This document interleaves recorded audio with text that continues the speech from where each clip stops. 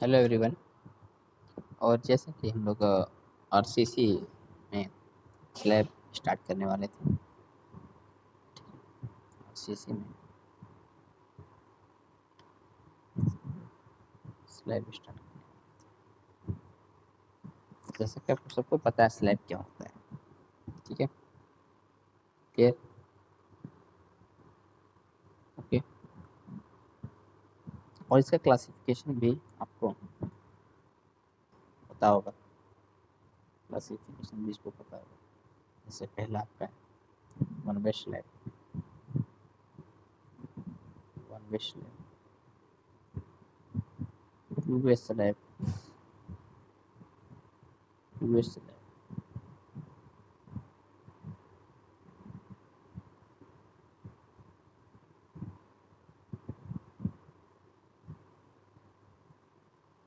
Two way slab, continuous slab,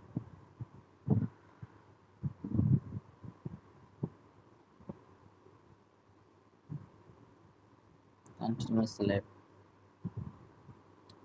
cantilever slab, cantilever slab, ठीक है, flat slab, flat slab,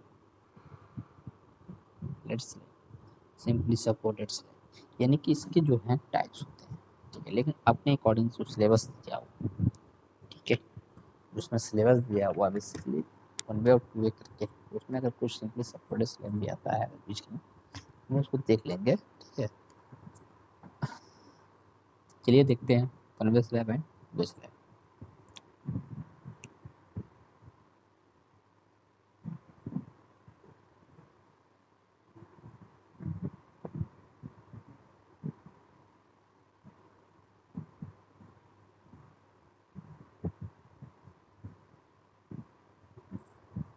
ठीक है, sorry CBT नहीं, sorry sorry sorry sorry, RCC. ठीक है, तो हम सबसे पहले बात करते हैं वन वे स्लैब की। ठीक है, सबसे पहले बात करते हैं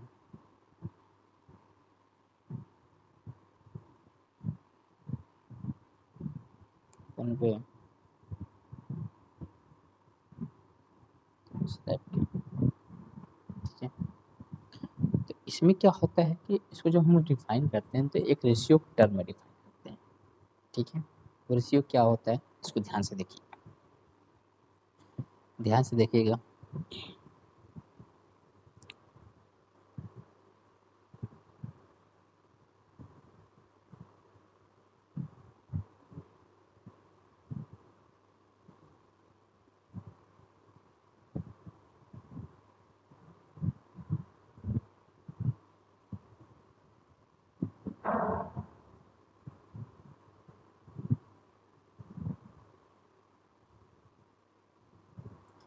आपका कुछ स्लैब इस टाइप का है। ठीक है, जिसमें आपका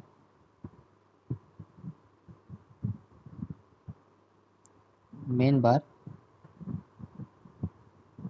और डिस्ट्रीब्यूशन बार बार प्रोवाइड किया गया।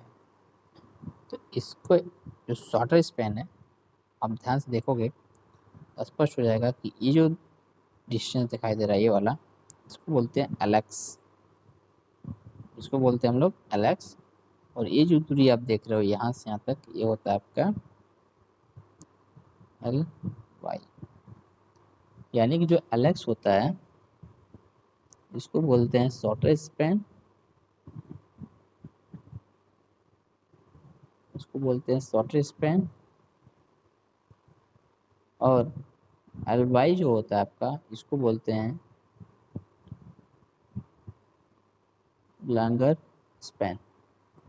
ध्यान से देखना, इसको क्या बोलते हैं शॉर्टर स्पैन, और इसको बोलते हैं आपको लॉन्गर स्पैन। ठीक है, shorter span and longer span. ठीक है, तो कहता है जब स्लैब की लंबाई और चौड़ाई का अनुपात 2 से अधिक हो। लेकिन कौन सा अनुपात? लंबाई और चौड़ाई, लंबाई मतलब लॉन्गर स्पैन और चौड़ाई का मतलब शॉर्टर स्पैन। यानी कि हम कह सकते हैं L Y upon L X, ध्यान से देखिएगा, L Y upon L X is greater than two, is greater than two. तब ये भैया वन वे स्लैब को क्या करेगा, रिप्रेजेंट करेगा, वन वे स्लैब को बताएगा कि this is a one way slab, ठीक है। और जो आपका शटर स्पैन है एलेक्स, ये जो हमने बार प्रोवाइड किया है, ये वाला शटर स्पैन पे यहाँ पे ऐसे ऐसे ऐसे और ऐसे बार होते हैं, क्या होते हैं, इनको बोला जाता है मेन बार।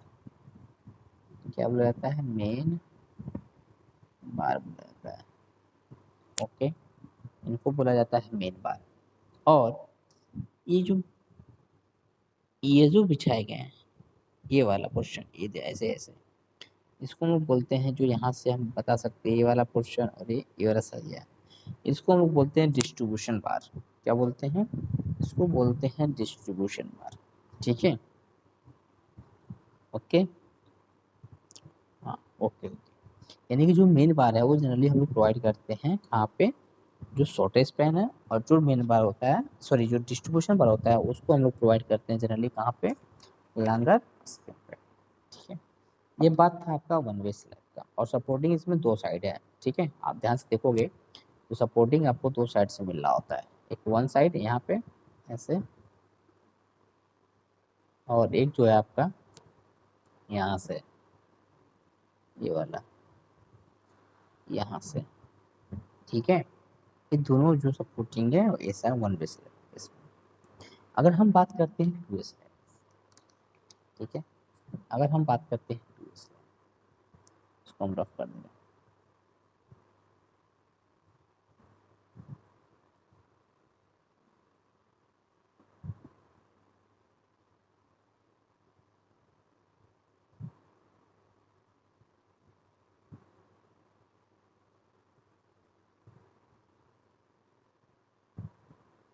ठीक है।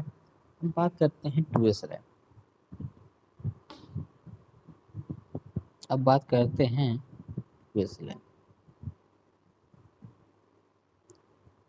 Two way slab, two way slab में फिगर कुछ हम ऐसा बना रहे हैं,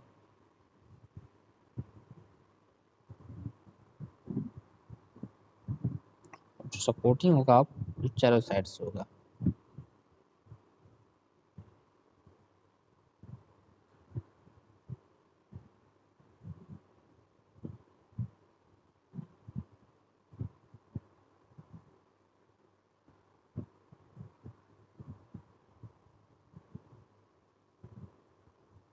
ठीक है। और जो इसमें हम लोग बार प्रोवाइड करेंगे दोनों साइड में, चाहे वो लॉन्गर स्पैन हो, चाहे वो शॉर्टर स्पैन, चाहे आपका लॉन्गर स्पैन, दोनों के केस में जो मेन बार प्रोवाइड करते हैं, मेन बार ही प्रोवाइड करते हैं, डिस्ट्रीब्यूशन बार प्रोवाइड करते हैं, ठीक है, मेन बार प्रोवाइड करते हैं, डिस्ट्रीब्यूशन बार प्रोवाइड नहीं करते। क्लियर, क्लियर हो गया, चलो ये तो हो गया बात यहाँ तक क्लियर, ओके, ये हो गया बात यहाँ तक क्लियर, आपको समझ में आ गया होगा। अब इसका जो रेशियो होता है 2 से कम, ठीक है, तो आपका इसका रेशियो होता है, ये आपका होता है 2 से कम, यानी कि L Y upon L X is less than 2।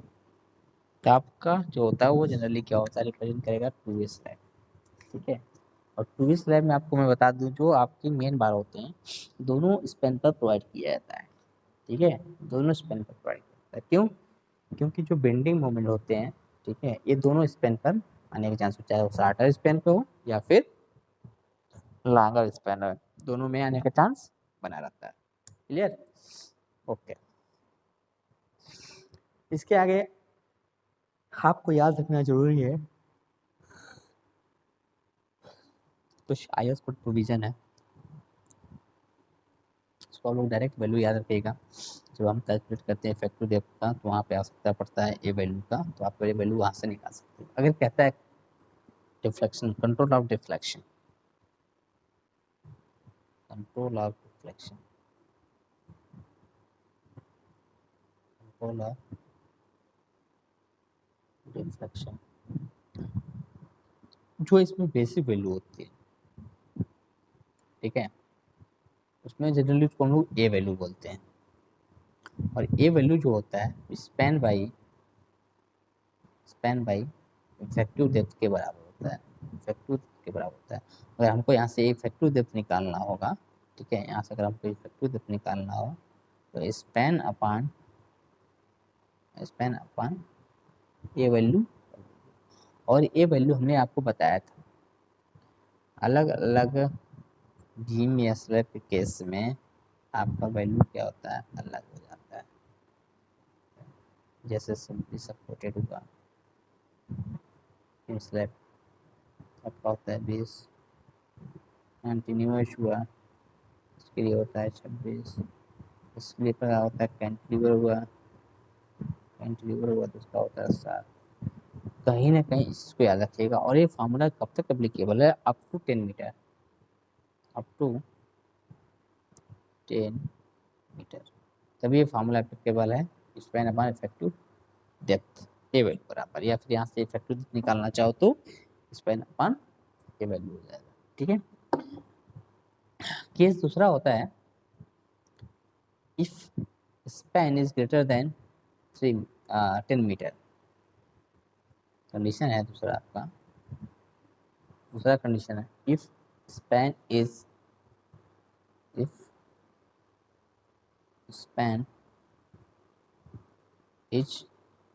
greater than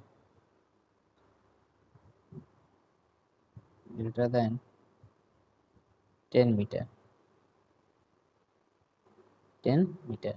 then effective depth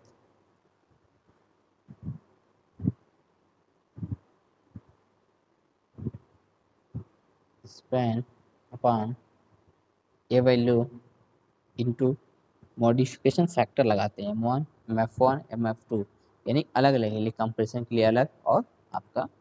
तो क्वेश्चन में ऑलरेडी अगर मेंशन होता है तो ठीक है, अदरवाइज इसको हम लोग एक टेबल दिया हुआ है, एक ग्राफ दिया हुआ है, हम लोग वहाँ से जनरली क्या करते हैं, निकाल लेते हैं मॉडिफिकेशन फैक्टर, ठीक है। इनटू इसमें मल्टीप्लाई कर देते हैं 10 बाई स्पैन से, ठीक है। 10 बाई स्पैन से हम क्या करते हैं, मल्टीप्लाई कर देते हैं, जिससे हमारा यहाँ पे इफेक्टिव डेप्थ क्या होता है, आसानी से कैलकुलेट हो जाता है, ठीक है। ओके, ये रहा आपका कंट्रोल डिफ्लेक्शन क्राइटेरिया जो भी है, ठीक है। अब बात करते हैं, अभी के पॉइंट को हम लोग कंसीडर करते हुए चलेंगे, ठीक है, जिसको कोई प्रॉब्लम नहीं आना चाहिए। एक एक पॉइंट कंसीडर करते हुए चलेंगे कि आपका जो प्रबलन छड़ों का जो अधिकतम व्यास होना चाहिए वो किससे अधिक नहीं होना चाहिए। तो याद रखिएगा, प्रबलन छड़ों का अधिकतम व्यास d/8 से अधिक नहीं होना चाहिए। जहाँ पर जो d होता है आपका, स्लैब की जो होती है कुल गहराई होती है, ठीक है, स्लैब की कुल गहराई होती है, ठीक है, इस चीज़ को याद रखिएगा। और आपको पता है कि वन वे स्लैब में मुख्य इस्पात की जो अतिरिक्त संकोडिक पर जो इस्पात डाला जाता है उसको हम लोग डिस्ट्रीब्यूशन बार बोलते हैं, ठीक है। फिर है उसके बाद से स्लैब के किसी भी दिशा में प्रबलन इस्पात की मात्रा इसके अनुप्रस्थ खंड के 0.15% से कम नहीं होना चाहिए। जबकि या फिर जब HYSD बार डाला जाए, जब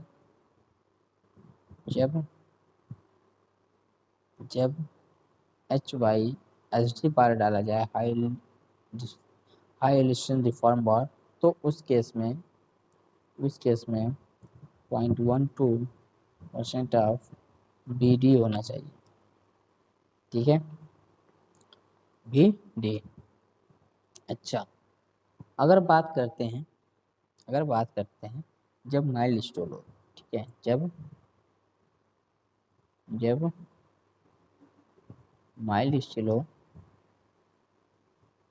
जब माइल्ड स्टील हो तो कहीं ना कहीं इसका वैल्यू जाता है 0.15%। क्या होता है 0.15% इंटू जो भी आपका इनपुट होता है। क्लियर। उसके बाद से आता है बात करते हैं स्पेसिंग की।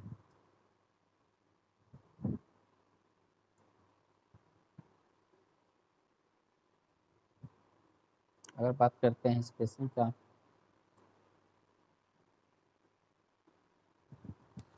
का, इसमें मेन बार के लिए अगर बात करते हैं पहले, ठीक है, spacing for main bar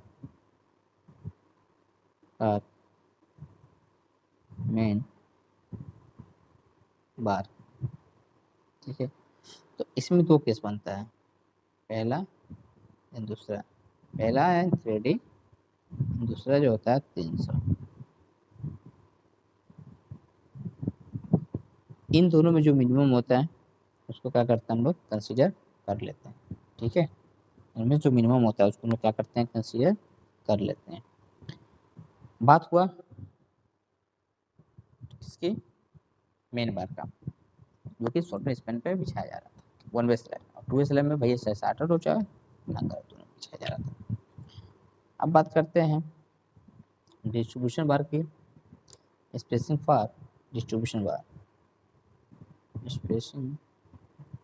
spacing of for distribution bar TV. तो इस केस में आपका दो केस होता है, पहला और दूसरा 5D एंड 450 इन दोनों में जो मिनिमम वैल्यू होगा, ठीक है, दोनों में जो मिनिमम वैल्यू होगा उसको ले लेंगे 5D या 450 में, ठीक है। और जो मेन बार होता है वो होता है 3D एंड 300 में।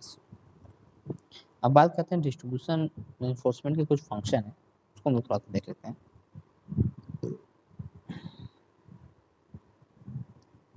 डिस्ट्रीब्यूशन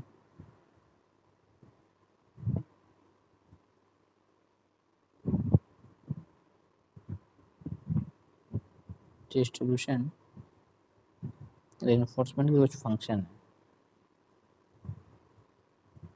एनफोर्समेंट के कुछ फंक्शन, पहला फंक्शन है, पहला कार्य है to distribute the concentrated load coming on the slab, ठीक है।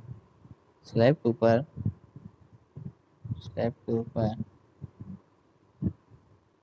स्लैब पर लिख सकते हो, स्लैब के ऊपर नहीं, स्लैब पर आने वाले लोड को आने वाले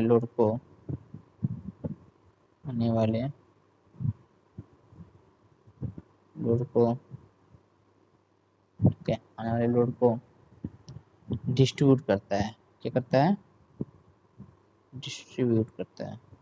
तो आप सोच सकते हो कितना इंपॉर्टेंट इसका फंक्शन है, ठीक है। बहुत बड़ा इंपॉर्टेंट फंक्शन है इसका, जैसा कि आपको पता चल रहा होगा कि भैया जो भी लोड आ रहा है कंसंट्रेटेड लोड क्या कर रहा है डिस्ट्रीब्यूट कर रहा है, ठीक है। क्या कर रहा है डिस्ट्रीब्यूट कर रहा है। दूसरा है to protect shrinkage and temperature stresses.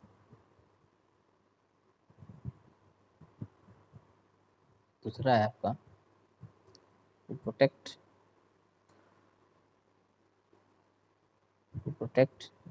Shrinkage and temperature stresses. क्या करता है, जो आपके श्रिंकेज और टेम्परेचर स्ट्रेसेस जनरेट होते हैं वो लोग क्या करता है, जो डिस्ट्रीब्यूशन बार होता है वो क्या करता है प्रोटेक्ट करता है, ठीक है। क्या करता है प्रोटेक्ट करता है। और सबसे इम्पोर्टेंट ये होता है कि जो आपका मेन बार होता है उसको अपनी पोजीशन में बनाए रखना है, to keep the main bar in position. जो डिस्ट्रीब्यूशन बार है ये चाहता है कि जो मेन बार है आपका पोजीशन में रहे। तो अगला ये कह सकते हैं, अगला कह सकते हैं keep the main bar in position, to keep the main bar in position, ठीक है। पोजीशन।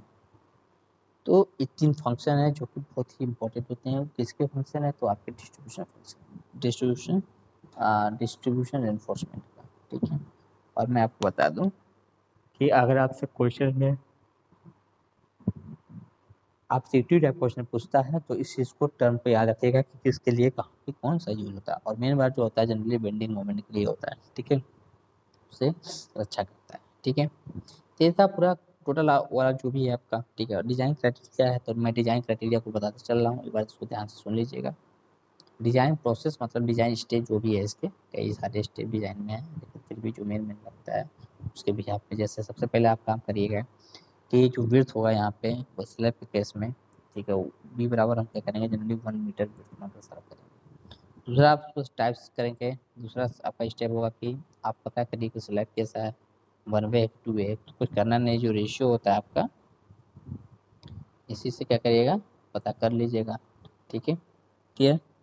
उसके बाद से कैलकुलेट इफेक्टिव डेप्थ निकालते हैं, कैलकुलेट इफेक्टिव डेप्थ। तो इस केस में क्या होता है, span upon a value to modification factor, जैसा कि मैंने अभी पीछे बताया। अगर डी निकल जाता है, ठीक है, अगर डी निकल जाता है तो कहीं ना कहीं हम कह सकते हैं इफेक्टिव डेप्थ अगर डी निकल जाए, अगर हमको टोटल डेप्थ निकालना तो क्या करेंगे बताइए। तो अभी सी बात है, क्या करेंगे D plus effective cover, effective cover, ठीक है। ये बातें आपको समझ में आ गई होंगी। आपको इफेक्टिव डेप्थ निकल गया तो कहीं ना कहीं आप जो है कैलकुलेट कर सकते हो लोड। इसके बाद से इसके बाद सबको क्या करना, कैलकुलेट जो भी स्टेप होगा आपका, ठीक है, इसमें कैलकुलेट क्या करेंगे, कैलकुलेट लोड, ठीक है। लोड में आपका सेल्फ वेट हो सकता है, लाइव लोड हो सकता है, जो भी होता है तो सबको जोड़ करके क्या करना है, टोटल लोड निकालना है। और टोटल लोड निकालने के बाद इसको क्या करना पड़ेगा, इसको कन्वर्ट करना पड़ेगा फैक्टर्ड लोड। फैक्टर लोड को हम जनरली क्या करते हैं, डब्ल्यू से जनरेट करते हैं, ठीक है। जब आपका निकल जाएगा सेल्फ वेट, आपको निकालना पड़ेगा effective span, calculate effective span.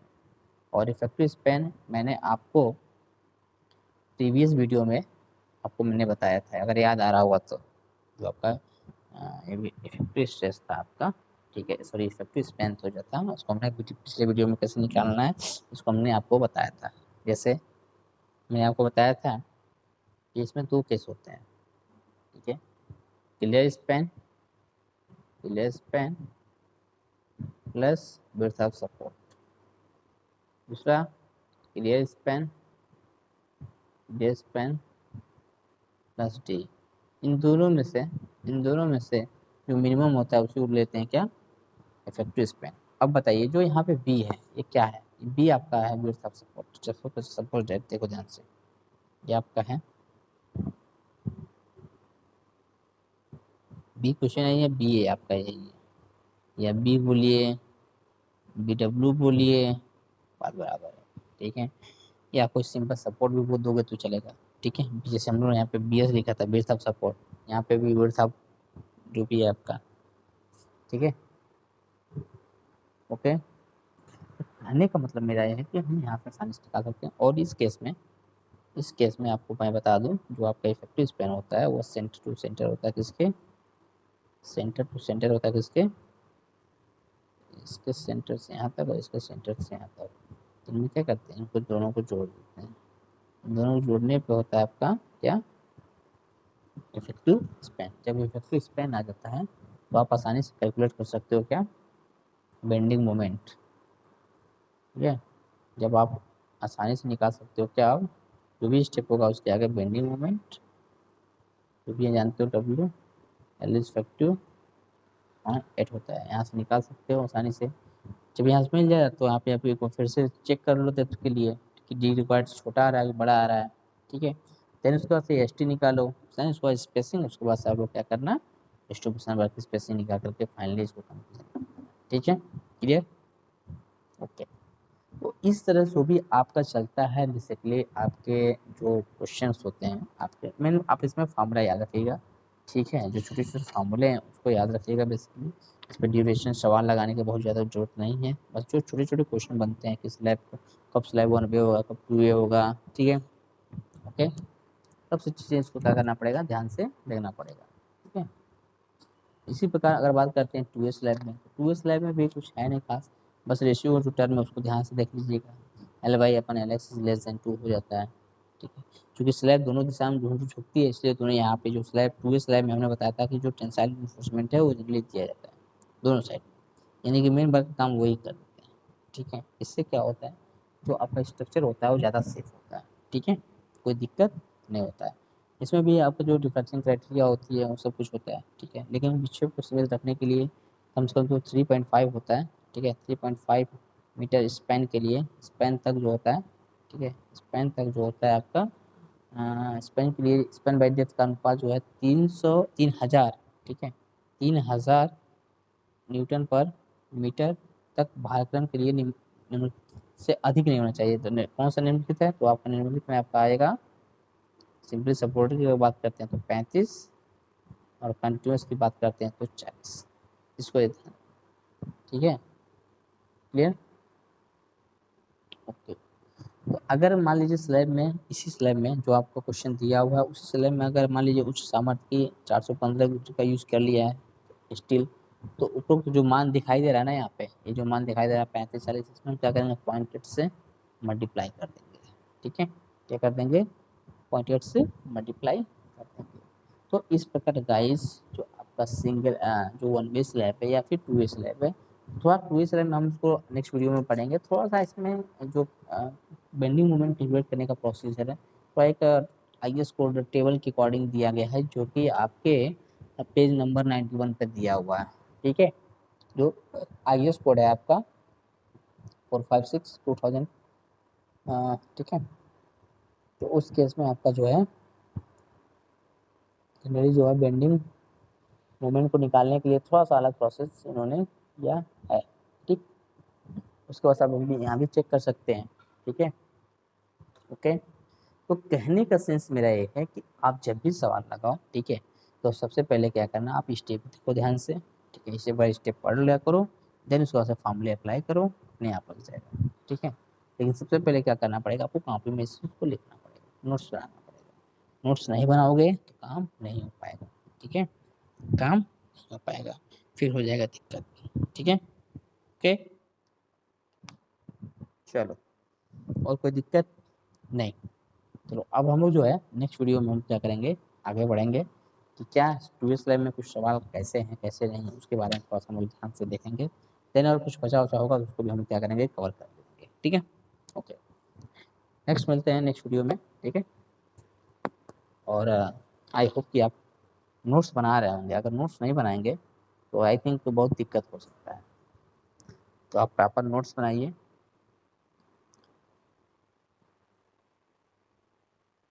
ठीक है, प्रॉपर नोट्स बनाइए और समझिए, ठीक है। और नोट्स बनाने के बाद से उसको पढ़िए, तभी इसमें क्या है, आपकी भलाई है। नहीं बनाओगे नोट्स तो आपका दिक्कत। और ऑब्जेक्टिव क्वेश्चन के लिए बेसिकली जहाँ तक मुझे लगता है कि आपको छोटे छोटे जो फार्मूले होते हैं, ठीक है, उन फार्मूले को काफ़ी से ध्यान देने की ज़रूरत है, ठीक है, विशेष ध्यान देने की ज़रूरत है। क्योंकि अगर आपने उस फार्मूले को ध्यान नहीं दिया तो बहुत सारे क्वेश्चन आपके छूट सकते हैं जो छोटे छोटे होते हैं। तो आपको उसके हिसाब से पढ़ना है कि जैसे हमको कुछ ऑब्जेक्टिव क्वेश्चन देने हैं, मल्टीपल चॉइस क्वेश्चन करना है, कम समय में मैक्सिमम क्वेश्चन कैसे हो सकता है, ठीक है। इस पर थोड़ा सा फोकस करिए और प्रैक्टिस करिए, ठीक है, प्रैक्टिस करिए RCC के क्वेश्चन का, ठीक है। जहाँ से भी आपसे ट्यूटर का क्वेश्चन मिले RCC सब्जेक्ट में, उसको वहाँ से पढ़ना स्टार्ट कर दीजिए, ठीक है। ओके, ठीक है, तो हम लोग मिलते हैं नेक्स्ट वीडियो में। टॉपिक होगा 2 स्लैब, उसका डिजाइन प्रोसीजर देखेंगे थोड़ा, ठीक है। देन आपको लोग आगे बढ़ते जाएंगे, ठीक है। Thank you very much.